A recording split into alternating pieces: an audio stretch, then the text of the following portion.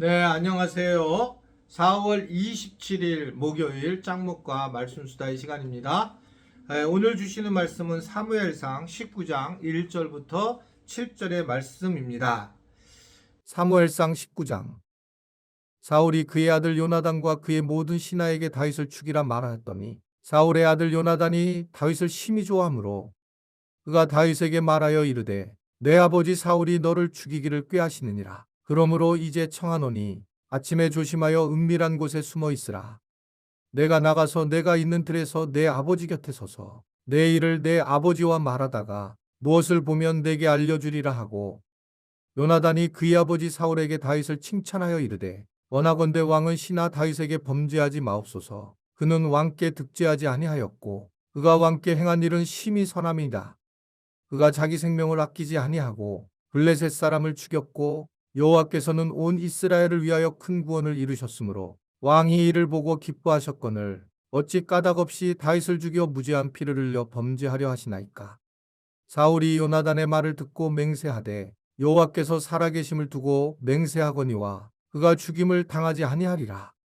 요나단이 다윗을 불러 그 모든 일을 그에게 알리고 요나단이 그를 사울에게로 인도하니 그가 사울 앞에 전과 같이 있었더라. 이제 다시 요나단과 다윗의 만남에 대한 이야기의 말씀이 나옵니다.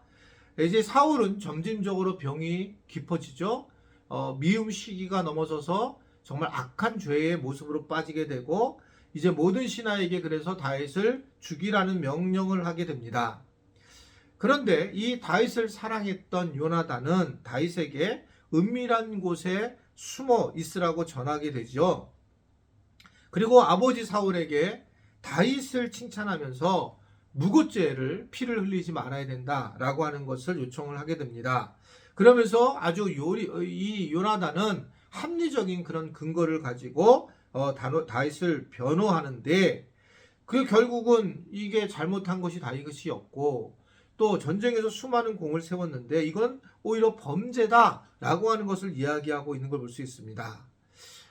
요나단은 혈연 관계에 매이지 않고 또 야망을 품지 않는 모습을 보게 되는 것을 볼 수 있어요.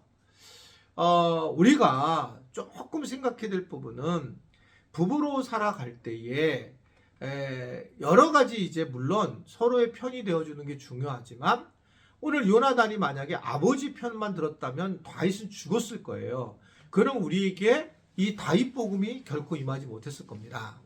부부도 마찬가지예요. 일반적인 그런 개인적인 것들에 대해서는 서로 존중해주고 이해해주는 것이 필요하다. 그러나 사실은 어떤 부분에서는 특히 이제 교회와 관련되는 부분에서는 때로는 이 부부가 서로 객관적으로 이해시키는 것도 되게 중요해요.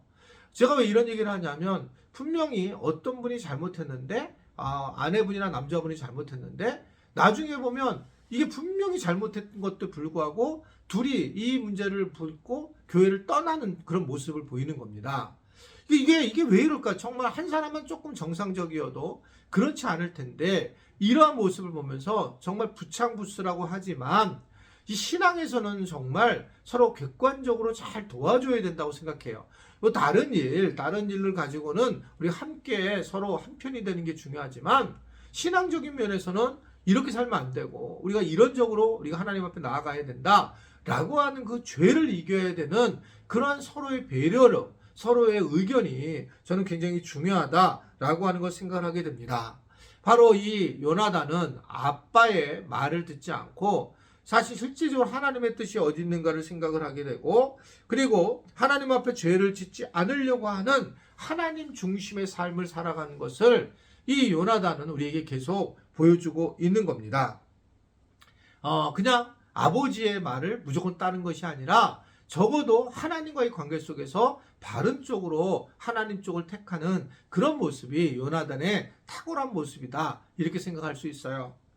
요나단이 이러한 다윗의 무고를 대변하자 당연히 사울은 막 함부로 대한 게 아니라 요나단의 이야기를 듣고 다시 맹세해요. 내가 죽이지 않겠다라고 맹세를 하게 됩니다. 그리고 요나단은 그러자 숨어있던 다윗에게 소식을 전하게 되고 다윗은 선한 일을 하고도 죽을 위기를 맞아댔지만 억울했지만 그러나 다윗은 묵묵히 고난을 기다리면서 하나님의 때를 기다렸을 때 하나님의 도우심을 경험하고 있는 걸 볼 수가 있습니다. 우리가 항상 이러한 침묵이라고 하는 부분이 우리 삶에서 얼마나 중요한 일인가 라고 하는 것을 다윗을 통해서 배울 수 있습니다. 다윗도 하고 싶은 말이 너무 많았고 다윗은 정말 이해되지 못하는 일들을 굉장히 많이 경험했지만 다윗이 가지고 있었던 하나님이 택한 왕에 대해서 자기가 건들지 않겠다라고 하는 그러한 명료한 정리는 다윗을 오히려 건강하도록 세웠다는 거죠. 그래서 우리가 알다시피 엔게디 동굴에서 이제 잠을 자고 있을 때에 사울이 자고 있을 때에 다윗이 그의 옷자락을 베면서 그런 얘기를 했잖아요. 하나님이 택하신 왕이기 때문에 내가 생명을 해하지는 않겠다라고 하는 것을 이야기를 하잖아요. 이러한 어떤 신앙적 자세는 굉장히 저는 중요하다 그렇게 생각을 하게 됩니다. 결국 이러한 마음, 이러한 순수한 마음이 다윗을 다시 왕으로 세우게 하시고 그리고 이 이스라엘 역사상에서 최고의 왕으로 세워지는 은혜를 누리게 되는 걸 볼 수 있습니다. 때로는 우리가 하고 싶은 말을 못할 때도 있지만 그걸 통해서 하나님께서 일하시고 침묵을 통해서 하나님께서 큰 일을 하신다는 걸 기억을 하고 그것에 따라서 우리가 승리해야 하는 그런 모습을 가졌으면 좋겠다. 예수님도 십자가의 목에 그 십자가에 달리시면서 그때 이제 계속 물어보죠. 네가 왕이냐? 그랬을 때 예수님도 침묵하셨던 것들을 보여줍니다. 침묵을 통해서 그들 스스로가 정말 하나님이 왕이냐라는 생각을 해보는 경우를 스스로 느낄 수 있도록 하고 계신 걸 볼 수 있습니다. 우리가 오늘 여러 모임을 만날 텐데 말을 많이 하는 것도 좋지만 오늘 한번 침묵을 좀 택하는 보는 시간을 가졌으면 좋겠어요. 조금 내가 하고 싶은 말도 많고 조금 더 내가 더 이야기를 했으면 좋겠다라고 하지만 오늘 한번 좀 크리스찬으로서 좀 말을 줄여보는 시간, 말을 좀 줄여서 상대방의 얘기를 잘 듣는 리스너가 되는 것이 얼마나 중요한가. 유키즈 온 더 블록이라고 하는 프로그램 있죠. 거기에 보면 이제 유재석과 이제 조세호라는 이제 두 사람이 나오는데 잘 보시면 유재석이 물론 진행을 탁월하게 기가 막히게 하지만 요새 보면 조세호라고 하는 그 사람의 이렇게 게스트를 이야기할 때 들으려고 하는 그런 모습을 보면 정말 그가 굿 리스너입니다. 정말 잘 경청하는 사람이에요. 그렇기 때문에 지금 많은 변화가 내보아 볼 때는 조세호 씨가 많은 변화를 갖고 있는 걸 볼 수 있습니다. 침묵을 하고 듣는 거거든요. 우리 오늘 어디서 가든지 간에 침묵하고 좀 듣게 돼서 그래서 우리의 삶 자체가 다른 사람들을 영향력을 미치는 삶이 되고 또 우리도 그것 때문에 행복해지는 그런 하루가 되었으면 좋겠습니다. 기도하겠습니다. 하나님 아버지 오늘도 말씀 속에서 큰 은혜를 누리게 하시고 말씀을 듣고 침묵하면서 삶에 적용을 하면서 많은 사람들에게 기쁨을 주고 또 이해를 시키면서 행복한 우리가 삶을 오늘 하루도 살아갈 수 있도록 도와주시고 인도하여 주옵소서. 그렇게 하실 주님께 감사하며 예수님의 이름으로 기도드리옵나이다. 아멘.